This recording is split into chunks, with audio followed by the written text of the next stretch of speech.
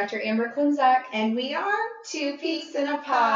Hi, everybody. Welcome back. Hi, Dr. K. How you doing today? Good. It's been a busy day. Yes. Travels and just did a nice transfer. Yay. Good. Okay, so you're going out of town next week. Where are you going? Oh my gosh, I'm so excited. Costa Rica. Oh, so much fun. Yes. Yay. So I was just telling Kennedy, my medical assistant, my husband and I really don't enjoy going on vacation because we're at that phase where we have little kids, and so vacation's just like really hard work. Yeah.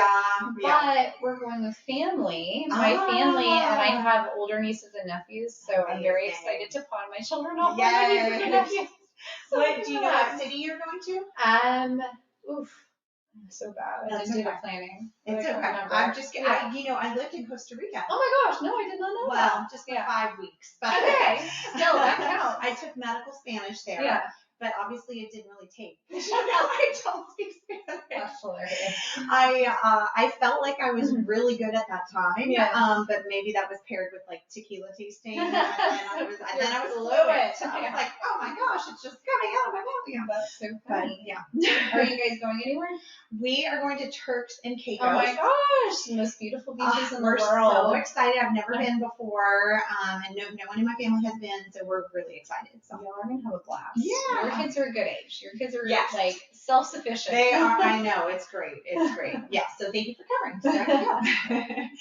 So, okay. Well, I don't know if you remember, a couple months ago we did a podcast about Lala from Vanderpump Rules. She had announced that she was wanting to use a sperm donor to get pregnant, and she's pregnant. Oh my gosh! Congratulations, Lala. Okay. And of course, as a fertility doctor, I was so curious, how did she get pregnant? How did she do this? And I found a news article, and I actually was really excited to see that she tried IUI, insemination.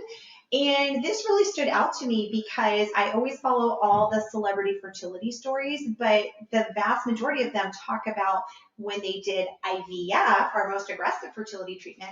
But I actually couldn't think of a single celebrity who had done IUI and at least had talked about it. Do you know of any? No, I'm just not trying to write right brain. I don't think so. Yeah. And so in this article, it said that Lala had friends who had tried IUI before attempting to get pregnant with IVF. And so I guess she wanted to go that same route. And so I thought this could be a great time for us to talk about IUI, especially because I think it's really a topic that there's just not as much information about, right? Definitely. Yeah. And I feel like my patients are always really interested to know more about it, especially when they're first starting to get into their fertility workup. So it is an important topic. I have a question about Lala. So did she have fertility problems first, or was she just literally missing sperm component? She was missing sperm. She had a really bad problem with her ex-husband. So she has a baby with her ex-husband, but they fight over custody and everything. So it was really important to her when she had a baby that there was nobody to fight with for custody. So she wanted to use a sperm donor this time when she got pregnant. So as far as I know, I don't think she had any fertility issues or problems. I understand. Yeah. Okay, so I guess first couple things that I wanted to talk about. What do we mean when we're saying IUI? We're going to talk all about IUIs today, why your IUIs maybe haven't been or didn't work, and why we love IUI treatment. But I will say first, when I'm talking about IUIs, really what I'm meaning is that you're taking fertility medication paired with an insemination. You're doing both of those. And so I think first, maybe the good thing to bring up is why are we talking about both of those paired together versus just trying insemination or just trying fertility medication. And this is a really common question that comes up for me a lot in consults. Do you hear this too, where people are like, well, why can't I just take Clement? Right. So what do you tell them? Depends on the couple, right? So specifically, if the couple is interested in taking a medication called Clomid, Clomid is an oral medication. It helps you to develop more than one follicle. I say it's, kind of like playing the lotto, right? We're trying to buy a couple more tickets to get a couple more eggs to ovulate than just that one. And Clomid can have some side effects that can make just timing intercourse, trying to get pregnant, harder. And so when it's paired with an IUI, you have higher success rates. So Clomid can affect that cervical mucus and make it more challenging for sperm to get through it and up to the egg. But of course, when we do an insemination, an intrauterine insemination, we're actually taking that sperm, we're washing it, we're prepping it, and we're bypassing the cervix, placing all that sperm right at the top of the uterus so you don't have to worry about anything with that cervical mucus. So depends on the medication, right? If you're planning on using Clomid, I think timed intercourse really isn't ideal. You really need to pair it with an IUI. Absolutely. I totally agree. And I think too, as she mentioned, it depends on your situation. So if we have a patient, for example, who never ovulates on her own, it could be that she only needs to do fertility medication. But in patients who are already ovulating every single month and you don't know why you're getting pregnant, they actually did a huge study to compare all these different groups. So they had one group that just kept trying on their own. They had a group that only did Clomid. They had a group that only did insemination, and then they had a group that did Clomid plus insemination. And the first 3 groups all had the same chances of getting pregnant. And it was only that last group with Clomid and IUI that had triple the success rates of everybody else. And so as she was kind of mentioning, yeah, Clomid's great for stimulating the ovaries, but sometimes it creates some other problems, which IUI can really overcome some of those issues. And so as we kind of go walk through this process, when I'm saying IUI, really I'm meaning fertility medication and IUI together. Yeah, definitely. I definitely have patients who, like you're saying, just don't ovulate. Maybe they're my PCOS patients. Their husband's sperm looks fantastic, which, by the way, is really annoying when that happens, right? You've been there. And they never ovulated maybe in a year, right? So I think it's reasonable for those patients to try a different medication called something like letrozole, which doesn't affect that cervical mucus. And you can pair that with timed intercourse and have nice success rates if the issue is really ovulation, right? And we have good sperm. So kind of depends on the subset of patients. But. Yeah. I also just wanted to touch on the fact that I see lots of education from fertility doctors everywhere. So many of them are so focused on IVF. And what I really wanted to do is try to get more information about the details of IUI. So what are the different protocols? What are different problems that can come up and how do we address them? And Dr. K and I both really feel like, honestly, some people are not putting enough attention into recognizing maybe problems that are going wrong and overcoming them. Because honestly, in the fertility world, a lot of times the thought is, okay, you try 3 IUIs and if it doesn't work, you do IVF. And when they say 3 IUIs, it may be the exact same protocol 3 months in a row. No changes, nothing. In fact, sometimes these patients don't even get to be monitored by a doctor. Their cycles may be done and run by, a nurse or somebody else. And I'm not saying there's anything wrong with that, but really what I would want to know if I were a patient is my doctor paying attention to what's going on? And have we exhausted all measures before we're moving on to more aggressive treatment? Yeah. And I think it really goes off of what, like, all of us kind of took an oath to do, right? Like what I tell my patients is my role as your physician is to try and get you pregnant the least involved, least invasive, even least expensive way, right? Those should be our motivators, and there really shouldn't be any other motivators. And when I was a patient, I wanted to get pregnant as close to natural as possible, right? Like I think every woman out there, every couple out there probably has that same thought. You're like, I really would just love to do something that is as close to getting pregnant on my own as possible. So if there's a chance for something like IUIs to work, you definitely want to give it its good shot. Yeah. And I think sadly too, I need to mention sometimes there is some bias towards things. Okay. So for example, for fertility doctors, some of them are employed, and honestly, some of their pay may be based on how many IVF cycles they do every month or every year or things like that, right? And hopefully most people do not let that affect their decisions. But if you as a patient have gone into an office for a consult and a doctor has told you you need IVF, really, I think it's reasonable to say, are you sure I need IVF? Are there any other options that I could think about or consider? And if it doesn't feel right, it's always okay to get a second opinion as well. I will say that is a huge number of the second opinions that I get are people have gone somewhere else. They were told they have to do IVF, and then they see me and I'm like, you don't have to do IVF. And look, it's not to knock IVF. IVF has higher chances of success with lower chances of miscarriage. We love IVF. But like you said, like as a woman, I kind of feel like I'd want to try a little bit more the natural way, something a little bit more convenient, less injections, less appointments, you know. Definitely. And we're also not saying that there may be patients that we see too, and there are certain indications you have to go direct to IVF. Yeah, sure. That's a fact, right? Yeah. But not always. Yeah. There are some gray areas and ways that we can really exhaust IUIs. So yeah. It's important to learn about. Absolutely. And I think too, like that's if let's say a patient of yours said, well, Dr. K said I had to do IVF. I'm like, if Dr. K said IVF, you have to do IVF for sure. And I'm sure you feel the same way about me, because we know that we will personally exhaust every measure before we go there, but also letting patients, you know, guide us on that as well. So, you know, today, I actually had a patient call this morning with a positive pregnancy test from her IUI. Yes. And it was actually so meaningful to me because she had tried 2 IUIs. They weren't working. She was so depressed and so sad about it. And she had kind of, you know, just let me know, I'm going to go ahead and stop my journey. We're going to close our journey. We're going to move on to adoption.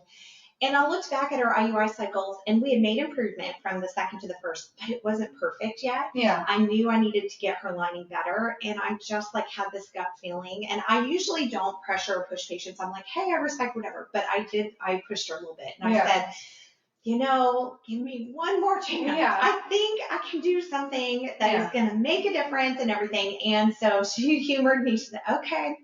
And we did it. And then I was so happy when she had her positive pregnancy test today. I'm like over the moon about it. And so I think that's part of really what prompted me to want to talk about all these things that we could do. But before we get into it too, I should mention the realistic part of it is chances for success are pretty low overall when we're looking at IUI cycles. So if you take the very youngest patients, we're talking about a 20% chance of success each time you try at most, okay? And I always say, look, the thing is you have to mentally prepare yourself for the fact that, hey, this may take multiple cycles to have a good chance of us reaching our goal. And certainly, again, IVF success rates would be much higher, but I think it's definitely a reasonable treatment where it's definitely higher chances than you trying on your own without having to go for a full-on IVF. Yes. Yeah, I do a lot of counseling about, okay, we're humans. Yeah. We're not bunnies, right? Like, even if everything is perfect with humans, we don't get that high of success rates per month at getting pregnant, right? And so IUIs can't improve your success that much because it's relying on your own natural ability, really, for egg and sperm to get together. And so we chat a lot about cumulative success rate, like you're saying, let's give this like 3 months, even 6 months for my young, good prognosis couples, you know, I'll do that many rounds with them. Yeah. So Dr. K, before you tell a patient, yes, we should do IUI treatment, I know you like to do some basic testing. So what are some of the basic tests that you would like your patient to have done before or maybe during your first IUI cycle? Yeah. So we usually like to get a feel for how many eggs does our female patient really have to work with, right? What is your egg supply, ovarian reserve, lots of ways to talk about that. So it usually involves ultrasounds, blood work, looking at your hormones. Which, by the way, can I just interrupt because we did our AMH contest on Instagram. So Dr. K and I had checked our own AMHs. We did a blind live reveal of our AMHs and everything. And then, but before we released the video, we had everybody guess our AMHs, and we did have 2 winners. But I have to say, thank y'all. Y'all guessed a really high number. I was dying. Everyone thought Dr. Reed had a really high AMH number. Thought mine was really low. And they really must think my ovaries are old. Well, I thought certainly everybody had high guesses for you, I will say. But for me, I thought they would expect me to be low. And so I'm like, what a weird compliment that I'm just like, oh, thanks, guys. Like, I think yours was good. I would love that AMH. It was not good at all. And so only like 2 people were even eligible for my bid. Everybody else had bid like over 1 for my age. My AMH, so everybody knows, is 0.7. And so I just thought it was funny because I'm like, oh, I love our audience. Thanks, guys. Very much. Sorry to interrupt, but okay, so egg supply, you want to know about egg supply? Any egg other basic supply, tests? so ultrasounds. In order to get pregnant off of an IUI, you have to have functioning fallopian tubes, right? Because we're relying on those tubes for egg and sperm to get together and fertilization to happen. So we do a test called an HSG, hysterosalpingogram, sometimes called the dye test, the tube test, right? There's a couple different ways that we can check the tubes. This is the most common one. We got to do a test to make sure your fallopian tubes are open. And I often do this during the actual IUI process. You know, there's some thought that maybe it kind of flushes the tubes out a little bit if there's something there. So we got to make sure we have eggs. We got to make sure we have tubes functioning. Look at the semen analysis. We want to know, what is the sperm like? How much sperm do we have to work with? What are the shapes of the sperm? Do we think that you're a good candidate for doing an IUI in the first place? And then generally we do somewhat of an evaluation of the uterus, right? And this is the part that can deviate a little bit. We see your uterus a little bit on the HSG. We see it on the ultrasound. If we suspect something else might be going on with your uterus, we may do another test called the saline infusion sonogram. But that's really all your parts, right? Of making sure are working. Absolutely. I think, you know, the HSG, and we've talked about this test before too, it's kind of known as being one of the more uncomfortable tests, but Dr. K and I worked really hard to just make it such a comfortable experience for patients by using, you know, laughing gas, so they really don't feel much at all during the procedure, and just using a really tiny little device to put the dye in and everything. But I just love that there's studies that show higher chances of getting pregnant the first couple of months after having had that test done. And so that's what makes it really exciting, is it's giving us information, but it's also helping us have higher chances. So I agree that that's a really great test to do beforehand as well. I really hope it's a great test, because I'm irradiating myself a lot. So when we do an X-ray, an HSG, we are doing an X-ray. And we track ourselves because, of course, we're in there doing them, you know, all day, apparently. And I'm the only person that's ever getting irradiated on my dosimeter badge. I'll come to find out. Yes. So we're comparing numbers. That's a different kind of number we compare. One day when I have cancer, I'm gonna we know why. It's from all these HSGs, but you will have gotten a lot of people pregnant, and it'll be worth it for you.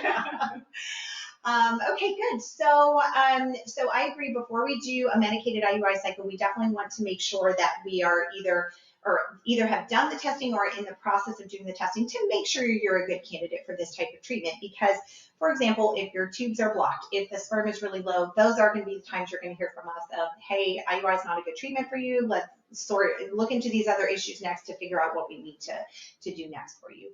But I will first just kind of talk about what a standard IUI cycle would look like. And probably the most commonly used medication is Clomid. But I thought we should talk a little bit about why somebody would choose Clomid over letrozole. Those are kind of the two main medications that we would use. So do you have a preference on which one you use for your patients? Yes, depending on what their diagnosis is. So pretty good studies to show patients who don't ovulate, patients who have PCOS, we should probably use letrozole first line for their IUI cycles to help them to develop a follicle. Rates of ovulation, pregnancy rates tend to be higher. And then Clomid, I like to use Clomid for my patients who ovulate already on their own and release a follicle, like one follicle, right? But I get them the slightly higher dose of Clomid and try and push them maybe to release 2 or maybe even 3 follicles to increase our chances.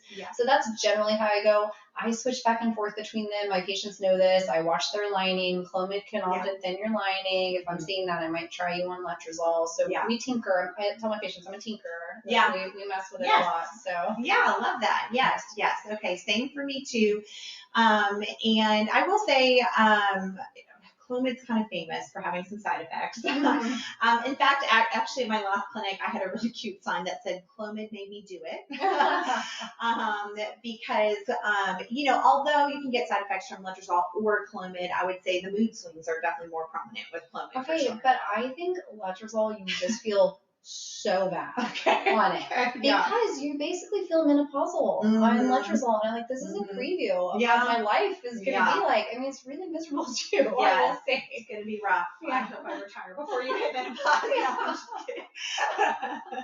Yes, absolutely. So I think that's kind of the first thing is just deciding which fertility medication to start off with, and then which dose. And a lot of times when you're giving a patient medication for the first time, you don't know which dose they're going to respond to.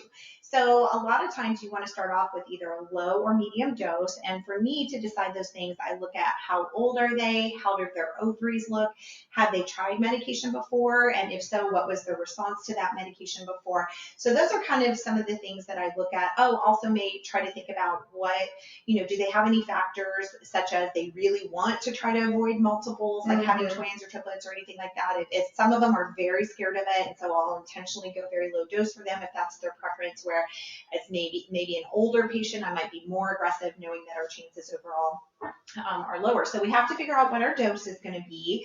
And then we have to figure out when to bring them back, which, for most women, we're looking at bringing you back somewhere around cycle day 10 to 12 for an ultrasound to assess your response. But a lot of that can depend on when we think you're going to ovulate. For some women, if you're having periods very close together, we may need to bring you back on the earlier side of things. Whereas some women who we know are going to be a little bit tougher to respond, we may even bring them back on the later side of things too. Is that what you do as well? Yes. Yeah. Okay. Yeah. Perfect. So then when you come in for your follow-up ultrasound, this is just my favorite appointment because this is when I just start to get all the details and information that I really need. And, when I talk about medicated cycles, I really say, look, this is almost another fertility test for me because this is what I'm getting to learn. How did you respond to the medication? So we might see a couple of different things. The very first thing you can see sometimes is, what if you didn't respond at all? Oh, yes, that sucks. Frustrating, right? Yeah. There's no other way around it. It's just disappointing. Yes. So problem number one with an IUI cycle is you give the medication and nothing happens, okay? And look, here's the thing. This happens, and we know what to do about it. So one of my favorite things that we do is called a stair-step protocol, okay? The concept here is you start at a dose. You bring the patient back. If they didn't respond, you just do the next higher dose, and you bring them back a week later. And then if they didn't respond, you do the next higher dose, and you bring them back a week later. And what's good about this is because you are immediately doing that higher dose and reassessing, you are not wasting any time. There are other places that I've seen where they give you a dose, and if it didn't work, they said, okay, call next month with your next period.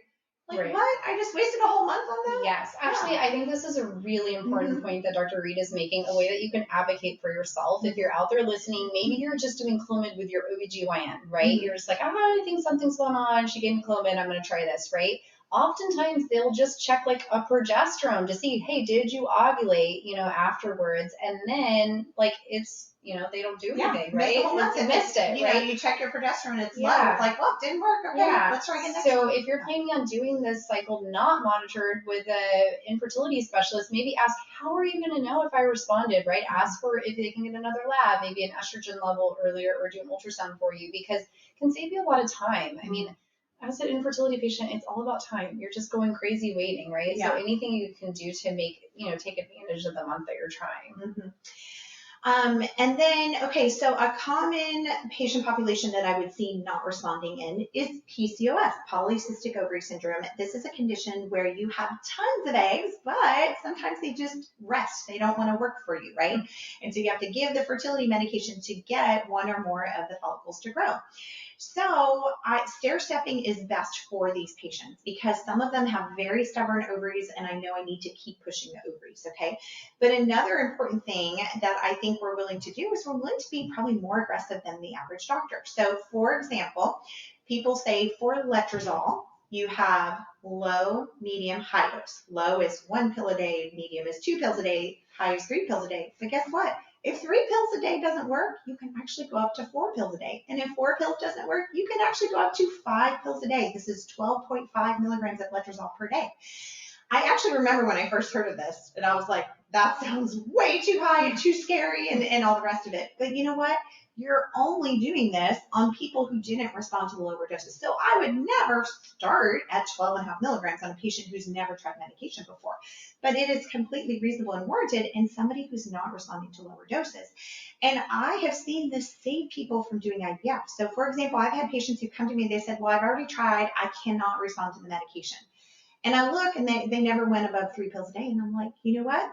And this is based on studies too. Studies have shown people who don't respond to 3 pills a day can respond to 4 and 5 at a time. So it is very rare that either of us has a patient that just ultimately will not respond after we've tried all these measures. And you're saving them for more kind of dangerous cycles too, because what's the next step? It's really doing injectables, right? And those are much more likely to have multiples. And so if we can get you to respond with a pill and an injection, we want to. Yeah. Another medication I do like to add on, especially for my patients with polycystic ovary syndrome, is dexamethasone. So dexamethasone is actually a steroid medication, and it actually can help your primary medication work more robustly. So let's say I have a patient who I'm not wanting to go up above a certain number of pills per day. You know, let's say she did 7.5 of the letrozole, which is 3 pills a day. But let's say her lining was a little bit on the thin side. I do know one of the things that can happen is as you increase that medication, it can start to thin out the lining. And so sometimes instead of going up, I can add a second medication like dexamethasone to help her become more responsive as well. So really, I think that's point number 1 is if your problem is you're not responding, is your doctor trying hard enough? Yeah. Right? Yeah.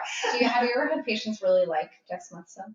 Yes. Oh my gosh, yes. Some of my patients are like, yes. I have so much energy. Yes. I could work out all week. Like, can I stay on it? And I'm like, no. Yeah. But I've also had some people really hate it too. Yes. In fact, I saw a patient today who's like, you're killing me, Dr. Because you know why? She has insomnia. Yeah, like she's really very energetic, but she can't go to sleep. So that's why I usually tell them to take it in the morning, and I say it's almost like your morning coffee. It'll put a little pep in your step for you. But unfortunately, it can cause some temporary insomnia as well. Okay, so we talked about what if you don't respond. Really kind of a similar concept is what if you only grow one follicle? Right?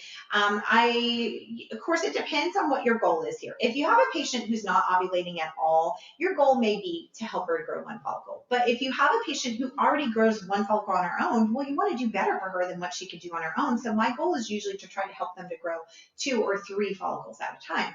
So if I gave her fertility medication, I brought her back and I did an ultrasound and we only had one follicle and that cycle didn't work, then that next month I'm thinking, okay, how can I get more aggressive? Mm-hmm. That's, again, kind of similar concept, increasing the dose or adding on a second medication if needed. Definitely. Yeah. Carefully, exactly. Yes, yeah. You mentioned injections, so I think maybe that would be a good time to talk about that. So injections are actually similar injections that we would use for IVF, our most aggressive treatment. But of course, when you're doing IUI cycles, you have to be very careful because you don't want to overdo it on these doses. And so what I would typically do when I need to add injections for my patient is, number 1, I actually drop down the dose of their primary medication. So let's say I tried letrozole 7.5, 3 pills a day the prior cycle. I would actually drop her down to 5 milligrams, 2 pills a day. And then I add on these fertility injections. I just do 75 units every other day for a total of 4 doses.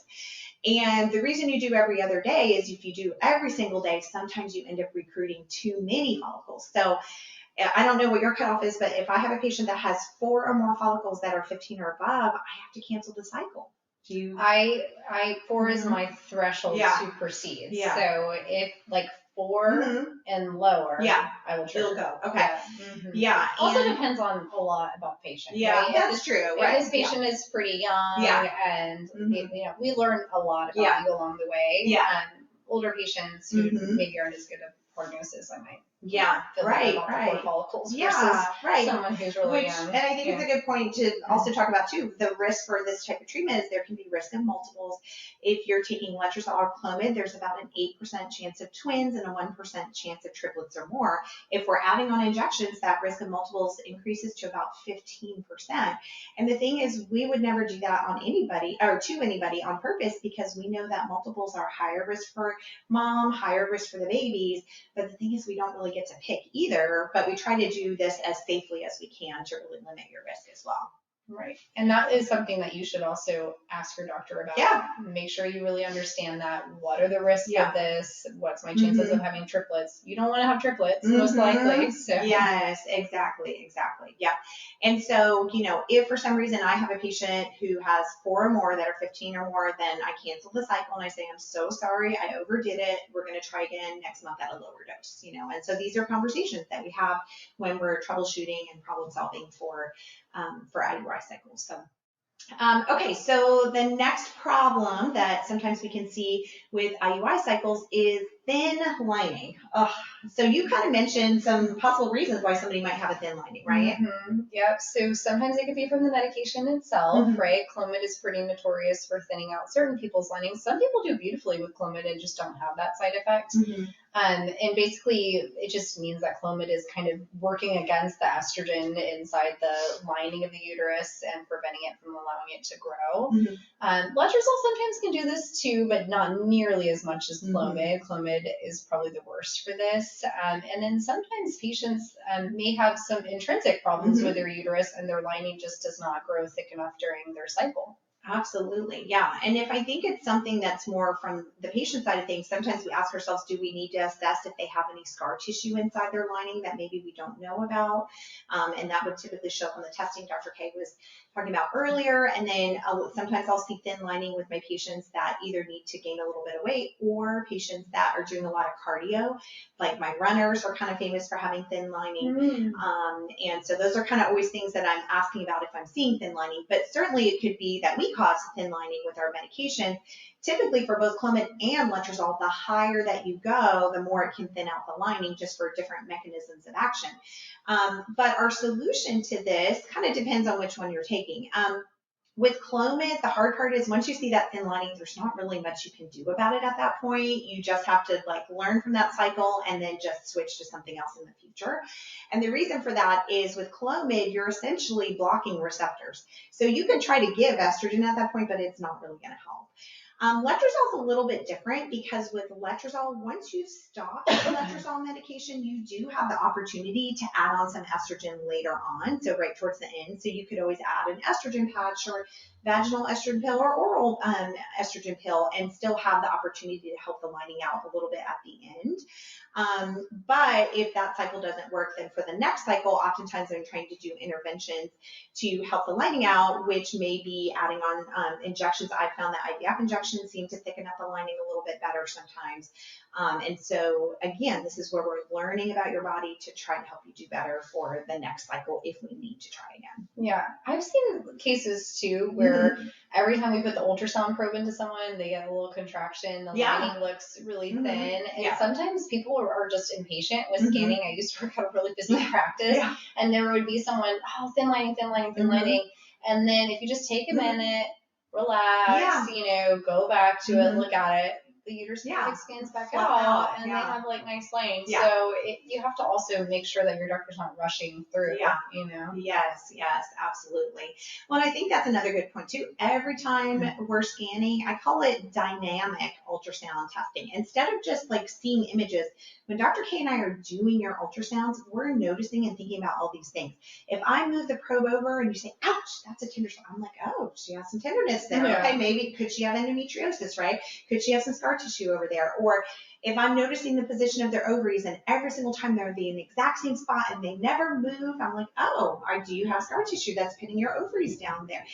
We're always trying to pay attention to all these little hints and everything along the way, trying to figure out how can we do better for your treatment as well. And for future treatments too. It's really important information. Yeah.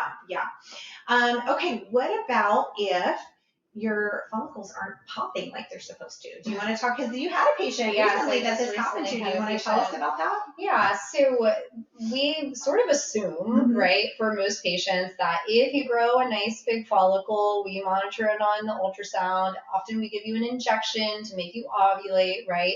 And then you get a period 2 weeks later. We're assuming that follicle is popping, like Dr. Reed wants to say rupture, right? It's breaking open and releasing the egg so that it can go be swept up by that fallopian tube and be fertilized by the sperm. Well, in some cases, this is pretty rare, right? A patient's follicle may not rupture and release the egg, and that makes it pretty tough, right, for egg and sperm to get together and for you to get pregnant. Sometimes we can be very suspicious of this. In my patient, what was happening is we were trying to do IUI cycles, and I would give her Clomid, and then on that side that she would have the follicles, every time I'd bring her in for the next month, she still had these big follicles. I'm like, why are your follicles always there, right? So then all we had to do to kind of discover this was the ultrasound after we did the trigger shot that supposedly is making you ovulate, do an ultrasound a few days later where you should see nice collapsed follicle, kind of starts to fill with blood. It's pretty clear. There's fluid in the pelvis. We didn't see any of that. So she wasn't really actually releasing her egg.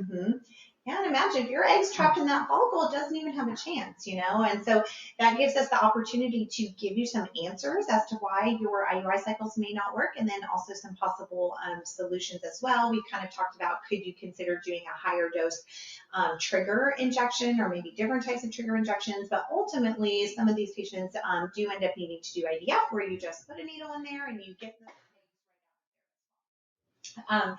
And then, okay, finally I want to talk about, well, actually there's two more I want to talk about. So, cervical stenosis. Have you ever been trying to put the little catheter in, and I say it's like you're knocking on the door and nobody wants to let you in? Yes. I have a patient that I'm actually doing an IUI that is like this tomorrow. And we usually recognize it because we do your HSG first, and that's the first time that we're kind of trying to get into your cervix.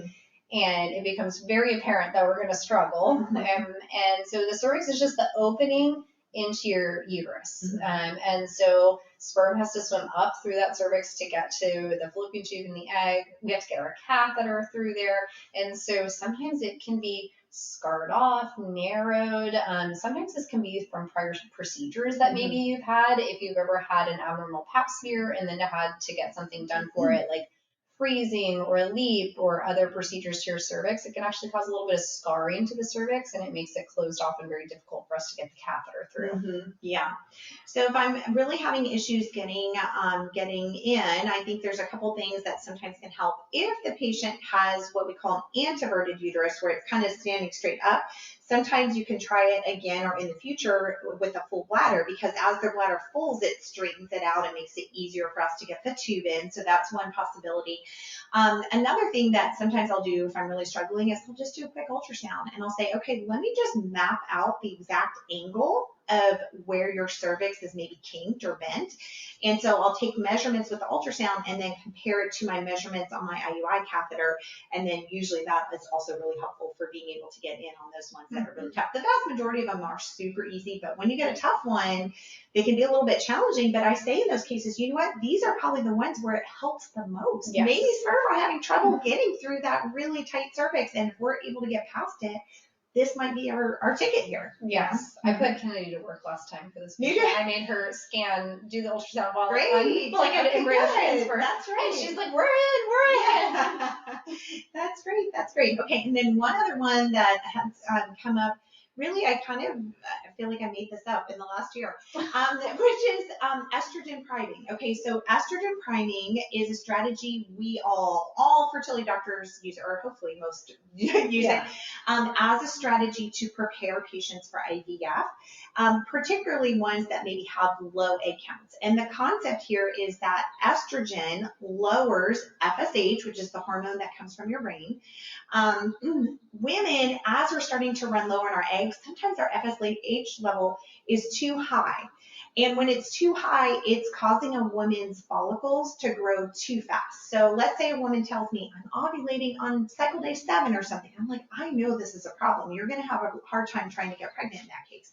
So if we estrogen prime, meaning we give estrogen before she even starts her period, before we even start that fertility medication, a lot of times that helps the follicles have a better starting point, a better set point there for us to be able to start our medication and help her to have an ovulation that's more of a normal ovulation date, maybe, cycle day 13, 14, somewhere around there. So I think you've tried it a little bit on some of your patients too, right? And I think it's so helpful. Yeah, a lot of my diminished ovarian reserve patients, like those low responding patients, like Dr. Reed's saying, just to kind of normalize the cycle a little bit, combined with some progesterone in the luteal phase. Yeah, and I haven't ever seen anyone else do this, and I think that it's logical, it makes sense, but I think honestly, some people are just like, oh, it's just an IUI cycle, don't put the effort into it. But I'm like, no, let's put all the effort into it. Yeah. Back to kind of what you're saying, it's almost like when it comes to IVF, there's that saying, the best doctors use the least medicine, right? And I guess we're humble doctors. We want to say we're the best doctors, right?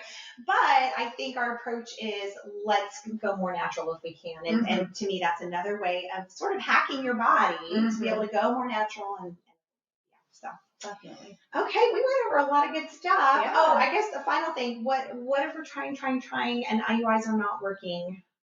Unfortunately, that usually means we need advanced treatment. Yeah. Yeah. So the stepping stone, there's not really a good in between IUIs and IVF. So typically it means IVF. But I will say for Dr. Reed and my patients, we've learned so much about you from your IUI cycles that normally our IVF patients do pretty well. Exactly. Because we are prepared. We're not kind of like shooting in the dark with making your IVF protocol. We know what your body responds like. And we know a lot about you at that point instead of just going straight to IVF. Yeah, it's been so helpful for me, like dosing my kids. Sometimes I'll say, look, I didn't think I'd need to use this high of a dose of me for your IUI cycle. That tells me when I do your IVF cycle, I need to be more aggressive on the dosing. So I think it helps us provide better IVF cycles when we've gone through that with our patients. But here's the thing too, it's also where you get to learn more because patients sometimes, let's say we've tried 3 IUIs, they were perfect cycles, everything went great. We did all the testing, the patient said, why didn't I get pregnant? And I say, you know what? Here's the thing, it's most likely on a microscopic level because I've looked for everything I can see with my eyes or on ultrasound. But what are things I can't see? So did the egg and the sperm find each other? Actually, was there even an egg in your follicles? We make the assumption there's an egg in every follicle, but some women can be shooting blanks a large amount of the time, right? When you do IVF, we're putting a needle into each follicle and saying, is there an egg in there? Is it a mature egg? Does it fertilize normally? Does it grow into an embryo? Is that a normal embryo? Does that embryo stay? So it's not that there's not a reason for what's going on. It's that we've ruled out all those other things, and now we need to chase down what that microscopic reason is. So, yeah. All right. Well, let's wrap it up for the week. All right. Thank you guys. Learned something. Bye.